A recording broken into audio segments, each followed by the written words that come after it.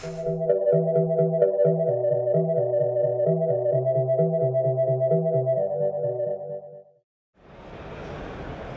first time I saw the deck was last year. I was preparing for GP Copenhagen. That was June last year, and I changed a lot of cars. I tried different cars. I played in the GP Copenhagen. I went top 16 in that GP.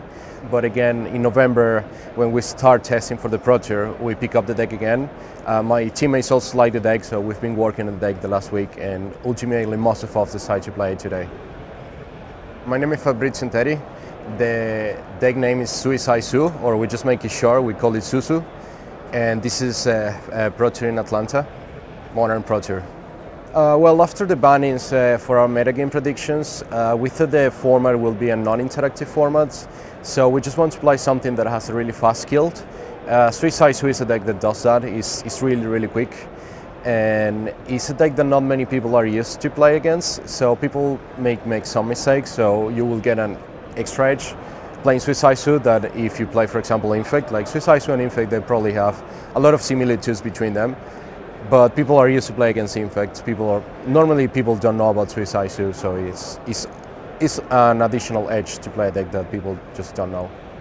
So the Suicide Su deck is a Su deck. He just plays aggressive creatures like Wolf Makath and Monastery Swiftbeard. Then he plays a Death Shadow, which is the main card of the deck. So the idea of the deck is to lose enough life to be able to cast Death Shadow on turn 2 or 3, or even turn 1 if you're really lucky. And you risk yourself your life total by going really low, but the payoff is really big because the Death Shadow is a really big creature.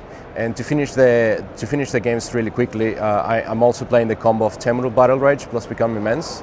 So the deck is one more 3.5 turn kill deck in the format, which basically means that you can kill even on turn 3 with a really good hand, or turn 4 normally, if they don't manage to interact with you.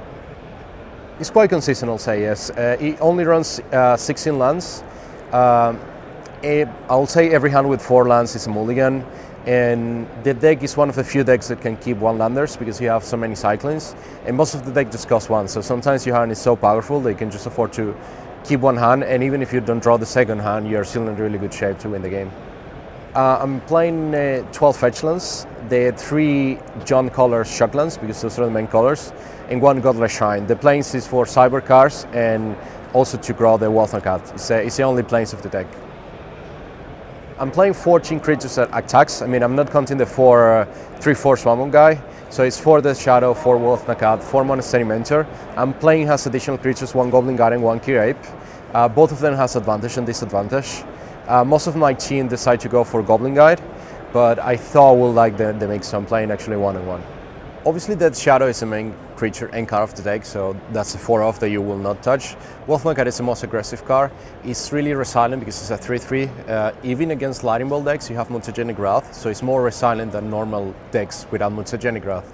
It's really powerful in combat, like not many creatures manage to, block or attack into Wolf Makath. So Wolf Makath is really good as well. Monastery Swiftbeard for the same reason. You play a high number of spells, so you're triggering Prowlers quite often. And it's also haste creature, so it means that many times you're going to have the combo in your hand, but you won't have a creature. And if you tap back Monastery Swiftbeard, you just instantly win. So we're running Cycling Spell, like Hitax Improve and Mishra's Bubble.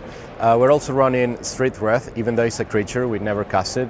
It also plays Thoughtseize, which is great with the Shadow and also helps you protect the combo. Also a number of Lightning Bolt or Dismember. It has, again, if you're playing against Infect, for example, they also have a really fast clock, so you want a way to interact with them. If you're on the play, they may be favored to win.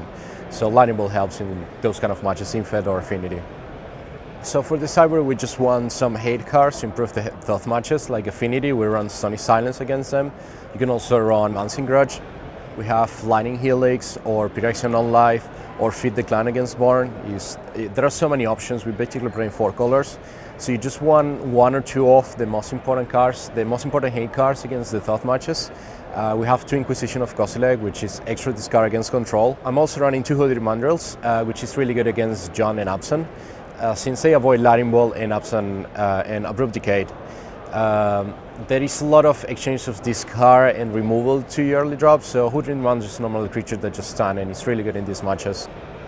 It has a lot of Thoth matches, but there are not really bad matches. Like John and Absent, they have a lot of discard and removal, so it's really tough. But you have discard to protect yourself from that, and many times they will just have a hand of Scavenge News and Charm Wave, and they will just be dead before they cast a relevant spell.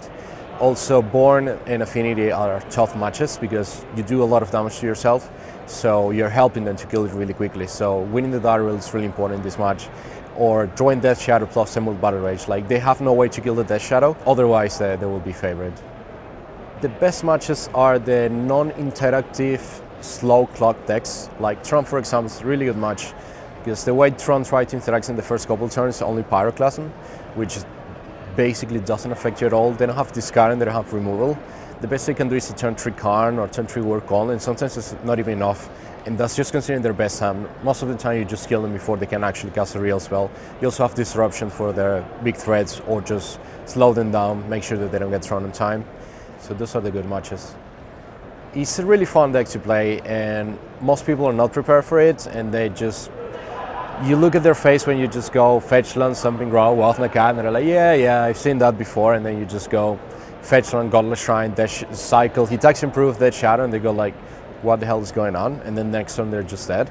It's really important to second strike your lands and your spells the first couple turns, but after you learn that, it's really easy to play. It has so many turn 3 kills, and it doesn't matter what your opponent is doing or trying to do, they'll just instantly die. So it's really funny deck to play.